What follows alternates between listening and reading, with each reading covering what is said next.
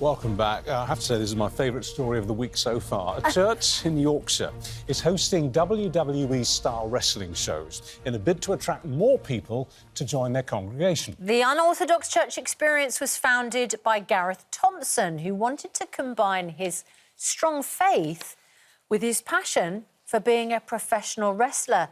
He joins us now, alongside the Reverend of St Peter's Church in Shipley, West Yorkshire, Natasha Thomas. Good morning. Well, very good morning to you. Gareth Thomas. Morning.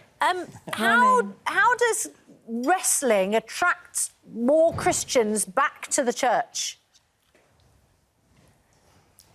I think just by being open, for people to see the church as being something completely different. It's not the traditional sitting on pews or just people coming in and singing hymns. There's so much more to knowing God and hearing the hope that God gives us. So that's why it's working, I think. But I thought Christians were supposed to be non-violent. Well, the joy of wrestling is it's choreographed. It's just fun and play, and it's about light and dark. It's about good and bad, and that's the best thing about wrestling in church, because that's what the Bible's all about, how we deal with that darkness and how we overcome it with light. OK, tell us about that. Gareth, maybe you can tell us about it. The wrestling that you're doing, it's not violent wrestling, but it shows that violent struggle between good and evil. Yeah, so we have a lot of characters and stories that we're telling in the ring. So when I say David and Goliath, you can imagine a big wrestler like one of our guys in the back here against one of our smaller wrestlers and telling that story in the ring. And then what we then do is we then unpack it with a preach from the Bible, and we go back into the story in Samuel and we pull it apart and kind of bring it to life in a different way. So people can engage with this in a way that's very different to kind of sitting through a 20-minute sermon. It just brings it all to life in a completely different way. So we use those characters, those stories and themes. Like, we can touch on racism, we can touch on male violence towards women, and what does the Bible say about that, and what does Jesus say about that? And that's what's so cool about it. This really reminds me of my boyhood. As I was growing up, I remember when I was staying with my grandparents, my grandmother was addicted to Saturday afternoon wrestling on ITV. It was a big deal. It was a Big Daddy and all of that kind of stuff. And she used to get very cross with me when I said to her, "But Grandma, it's fixed, it's all rigged, it's all set up." No, it's not. Well, yours is, isn't it? Your wrestling is rigged. No. Well, we know that good is always going to triumph, right? Well, not always. We do have times where the villain may triumph, but that's always because a good hero needs a good villain.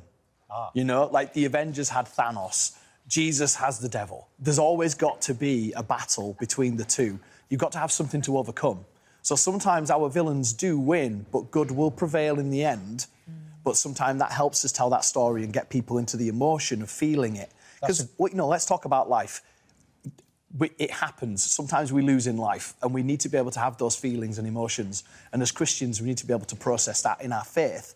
And what does Jesus say to us about overcoming it? That's a very good answer. Very good answer. Gareth, I wonder if I can ask you, because you are an example that, people are not going to church. This is part of the issue, isn't it? People have lost their faith. You have fewer people going. Can you explain to us your own personal story, Gareth? Because you have a remarkable background, and lots of people turn to self-help or influencers or online. You turned to God, and that saved you. But what were the circumstances and the path that led you there? Yeah, so, I grew up in a council estate. My dad left when I was quite young. My mum drank. I was abused as a young boy. Homeless at 15, living in a skip. Like, that was my childhood. And a lot of people would say, well, that's the kind of thing that would make you turn away from God, right? You would be very negative towards it.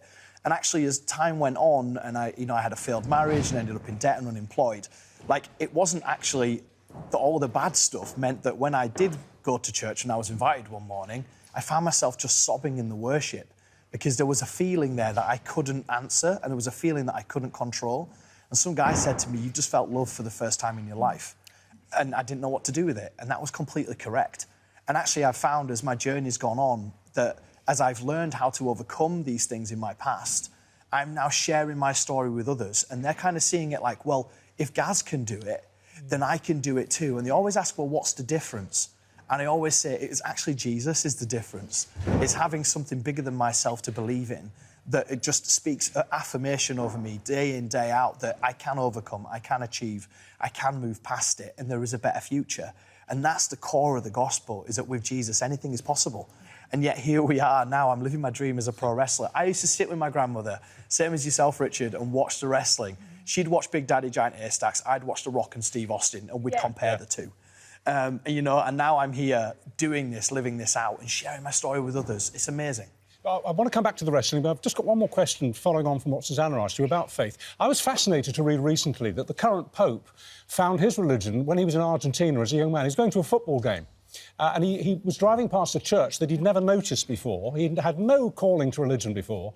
And he had this sudden calling to go into that church. And he did. It was in the middle of the day. And he said that basically he encountered Jesus in there. He had the most extraordinary spiritual encounter.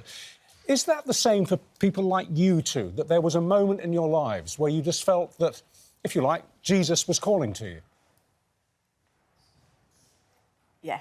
Yeah. And Definitely. I think our hope is that when people come to our events, you know, we had 200 people here on Friday. Like, our hope is that when people come to our events and they see and they hear something of Jesus, that they'll have that encounter too. Like, that to me is the goal. And, you know, we do this here at St. Peter's, but we as Kingdom Wrestling, we're working with other churches and denominations across the country doing events for them as well. And we're seeing hundreds come in because they're searching for something. People want hope and they want justice and they want to be able to come somewhere and be able to turn their lives around and find something that's greater and find something that can inspire them to greatness. And that's what we love doing. Back to the rough and tumble behind you. This is the question. Do the evil wrestlers... You see, I think I've spotted a few illegal moves going on there. Do the evil wrestlers get to cheat and break the rules? Because I've seen the ref intervening several times. Is that the evil guy pulling stunts he shouldn't be pulling? Yeah, he should be pulling that. The referee should be giving him a bit more of an admonishment, you know. He should be giving him those public warnings.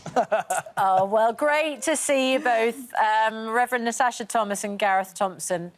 A lot of people say, don't they? Thank you so very much. And thanks to all your wrestlers behind you. Yeah, give them a lot of people say that in the run-up to Christmas, it has become too commercialised. Yeah. We've lost the Christian message. We've lost the wrestling. So we're just giving that back to you this morning. But it adds a whole new meaning to the phrase wrestling with your conscience, doesn't it? Just? Super. Thank you, guys. Really nice to talk to you.